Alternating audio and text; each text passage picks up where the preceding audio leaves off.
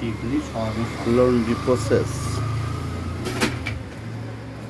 কাপড় লন্ড্রি কীভাবে করতে হয় আমরা এখন দেখতে পাবেন।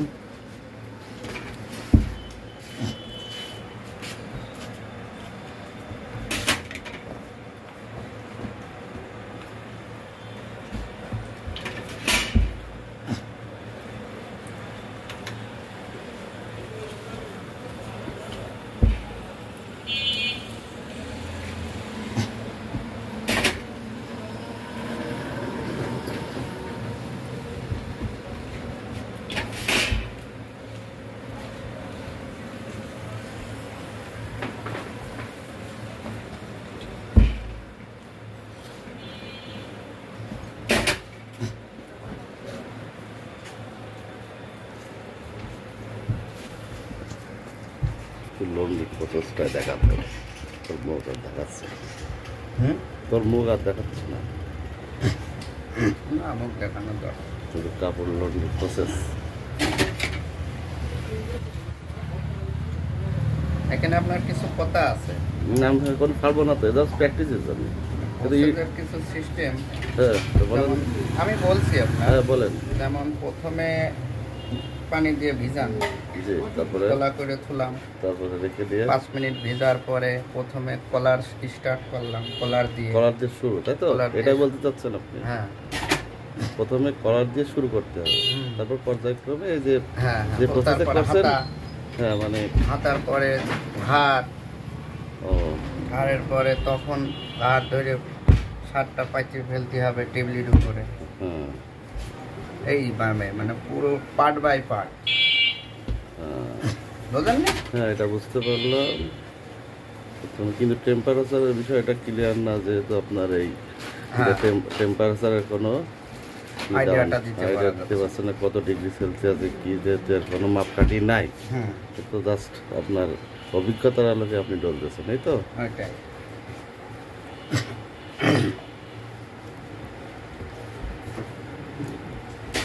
এই প্রায় শেষ, 50-60 লন্ডে হয়ে যাচ্ছে। এই যে কীভাবে ভাঁজ করতে হবে সেটাও দেখতে পাচ্ছেন আপনারা। দাদা খুব মনোযোগ দিয়ে করলো, লাস্ট ফিনিশিং টাচে পৌঁছায় গেল, এটা এখন শেষ, হ্যাঁ না।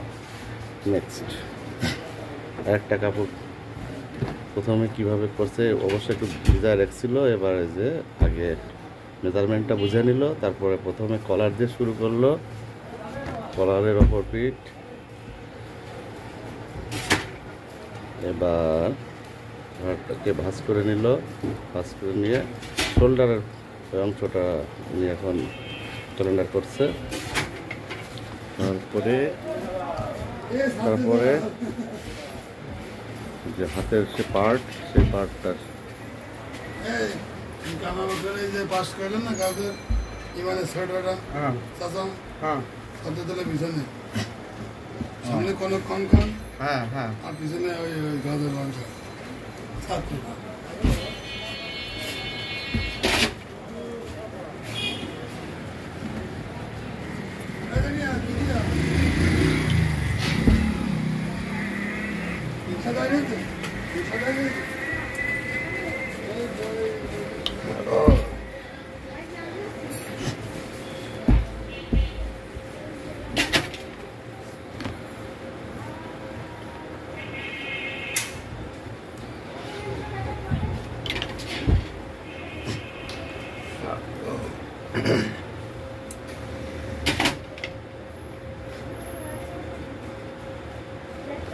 সুন্দরভাবে ভাঁজ করছে দাদা। এবার ফ্রন্ট সাইড বোতামগুলো খেয়াল রাখছে যাতে ওর চাপে বোতামগুলো ভেঙে না যায়, সেই জন্য ওখানে কিছুটা সাবধানতা অবলম্বন করছে।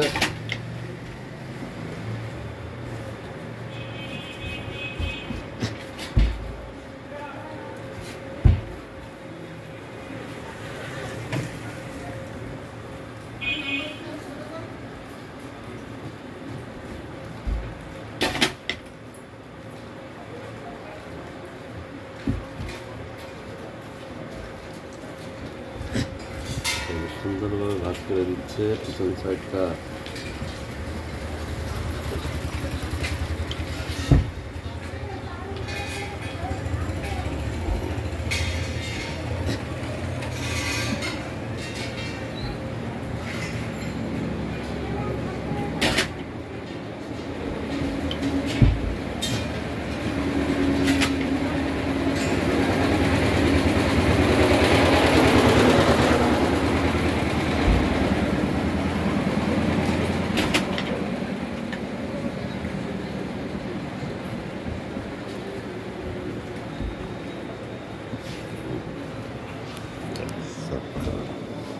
দুইটা হলেই তো যথেষ্ট। হ্যাঁ